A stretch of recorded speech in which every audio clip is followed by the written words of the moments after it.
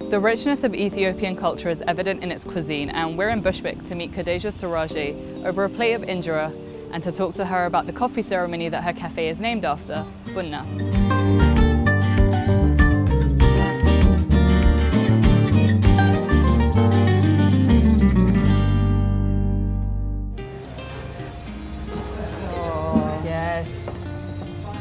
This is amazing. You know, every time I get a plate of injera, I'm always shocked by how much it looks like a floral arrangement. Yes. It's so beautiful, like all the colors, all just...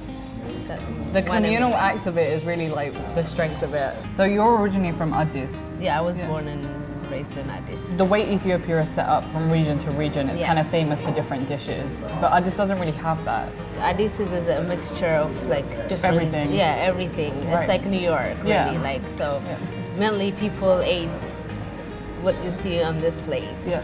Injera, a thin spongy pancake, is made from the grain teff and is topped with various stews such as musarwot, red lentils with the spice berbere, and gomen, stewed collard greens with ginger and garlic. Berbere, a red spice commonly used in Ethiopian cuisine, looks like paprika, but it has its own taste and smell. Though livestock is widely and readily available, Ethiopian food is grain-based and is extremely good for you. The best part of the food is the sharing part. That's why actually we serve it in a big plate, so where everyone can come and eat. Well, it used to be like you even call neighbors to, you know, and during a lunchtime or a dinner time. And that's kind of part of the reason why the coffee ceremony is what it is as well. Yes. Because it's not something you do by yourself. Like, no.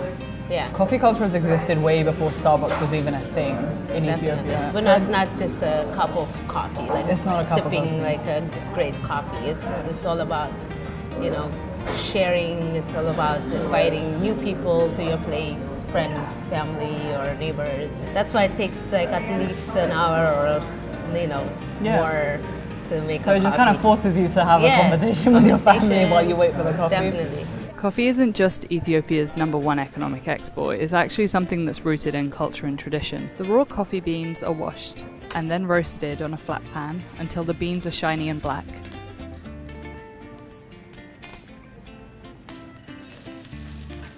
The aroma of the coffee, which is so strong and pungent, is wafted around for each guest to sample. Along with the smell of the incense, the air becomes filled with an aromatic sensory overload for the nose. The coffee is then ground on a mortar and pestle and put in a traditional clay pot called jebana. Though you may not hear it, part of the Bunna tradition is that you pray as you roast the coffee. Because of how traditional this method is, the coffee isn't smooth right away and is sieved several times.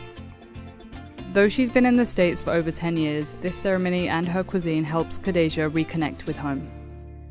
First time I went back home was 4 years ago actually, so trying to find myself, trying to see, you know, what's out there, what has changed, and you know what still exists, you know, those kind of things.